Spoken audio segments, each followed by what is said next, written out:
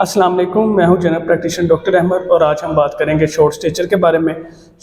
यानी कि बच्चों का कद का छोटा रह जाना। इसकी जो सबसे बड़ी वजूहत होती है उसमें है कि फैमिलियल शॉर्ट स्टेचर या जेनेटिकल शॉर्ट स्टेचर, यानी कि बच्चे के वालिदैन का कद ऐसा छोटा होता है जिसकी वजह से बहुत ज़्यादा इम्कान होता है कि बच्चे का कद भी छोटा रहेगा। इसको हम कह रहे होते हैं मेनली फैमिलियल शॉर्ट स्टेचर। और दूसरी जो बड़ी वजूहत होती है उसमें हम कहते हैं कॉन्स्टिट्यूशनल शॉर्ट स्टेचर। उसमें यह होता है कि एज सच कुछ उम्र तक बच्चों का कद छोटा होता है, लेकिन वो उसके बाद अपना कद निकालना शुरू कर देते हैं और प्रॉपर हाइट अचीव कर लेते हैं। इसको हम कॉन्स्टिट्यूशनल शॉर्ट स्टेचर कहते हैं। फीमेल में मेनली ये 9-10 साल की उम्र में और मेल में 11-12 साल की उम्र में वो का कद निकालना शुरू कर देते हैं और प्रॉपर हाइट अचीव कर लेते हैं। तीसरी जो मेन वजूहत है उसमें आ जाती है हार्मोनल डिसऑर्डर्स, जेनेटिक डिसऑर्डर्स वगैरह, जिसमें मोस्ट कॉमन है ग्रोथ हार्मोन की डेफिशिएंसी, थायराइड हार्मोन की deficiency, chronic kidney disease, liver disease, tuberculosis, celiac disease और कुछ अदर जो जेनेटिक डिजीज़ में टर्नर सिंड्रोम, डाउन सिंड्रोम और ऐसा जेनेटिक डिजीज़ होती हैं जिसमें बच्चों का कद छोटा होता है, यानी कि कम कद के रह जाते हैं। कुछ अदर साइकोसेक्सुअल डिसऑर्डर्स होते हैं जिसमें मेनली हम देख रहे होते हैं निगलेक्टेड चाइल्ड अब्यूज़, इनकी जिनमें ये हिस्ट्री जारी होती है उनमें भी मेनली बच्चों का कद देख रहे होते हैं छोटा होता है, जिसके लिए हमें साइकियाट्रिक इवैल्यूएशन करवानी पड़ सकती है। और इसके अंदर भी काजेज़ हो सकती हैं, एक लंबी लिस्ट है काजेज़ की। ये जो मेनली मोटी मोटी काजेज़ थी वो मैंने आपको बताई हैं।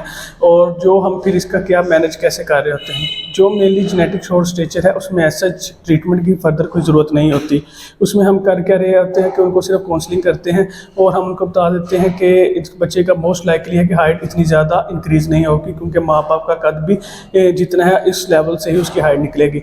हम मेनली ग्रोथ चार्ट्स पर माँ का कद और बाप के कद के लिहाज से बच्चे की जो हाइट होगी मोस्ट लाइकली हम उसको बता सकते हैं कि वो कितनी हाइट गेन करेगा ग्रोथ चार्ट्स पर ड्रा करके।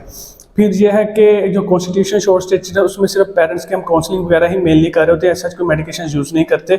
अगर ज़रूरत पड़ी तो कर भी सकते हैं कोई तो, लेकिन उनमें हम ऐसा उनकी सिर्फ काउंसलिंग कर रहे होते हैं कि बच्चा एक प्रॉपर हाइट अपनी हाइट अचीव कर लेगा, लेकिन उसमें वो लेट अचीव करेगा, उसमें टाइम ज़्यादा लगेगा। इन बच्चों में मेनली प्यूबर्टी वगैरह भी ज़रा लेट आती है और ये मेनली ये भी तकरीबन पेरेंट्स की ऐसा हिस्ट्री आ रही होती है कि वो बाद में जाके कद निकालते हैं।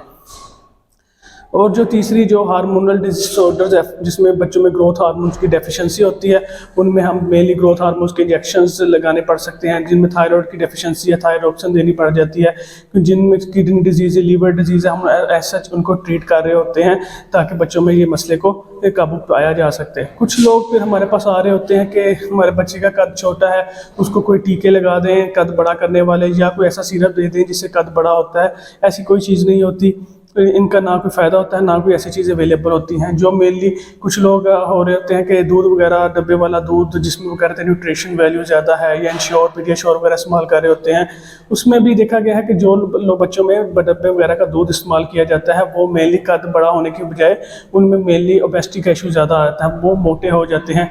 और उनमें देखा गया उनमें बच्चों में दूसरे बच्चों की इंटेलेक्चुअल पावर भी कम होती है, इंटेलिजेंट कम होते हैं। फिर उनमें ये भी देखा गया है कि वो बच्चे शुगर वगैरह, डायबिटिक, एलर्जिक डिजीज़ का भी इशू इन बच्चों में बहुत ज़्यादा आता है जो डब्बे का दूध वगैरह इस्तेमाल कर रहे होते हैं। इसमें ऐसे हमने करना होता है कि जो डिजीज़ हैं उसको मेनली डॉक्टर से रब्ता करें, वो आइडेंटिफाई करें, उसकी प्रॉपर इलाज किया जा सके। तो इससे है कि हम बच्चों के प्रॉपर हाइट वगैरह अचीव कर लेते हैं। सिर्फ जो बच्चों में मेनली न्यूट्रिशन डेफिशिएंसीज होती हैं या उनकी डाइट प्रॉपर नहीं होती, उनमें मेनली हम मल्टीविटामिन्स वगैरह दे रहे होते हैं, उनकी प्रॉपर डाइट को प्लान करते हैं ताकि उनका कद वगैरह निकल आए और बेहतर हो जाए। और ऐसा हम फर्दर कोई इंजेक्शन, टीके या सिरप वगैरह नहीं दे रहे होते। अपना बहुत बहुत ख्याल रखिए। शुक्रिया।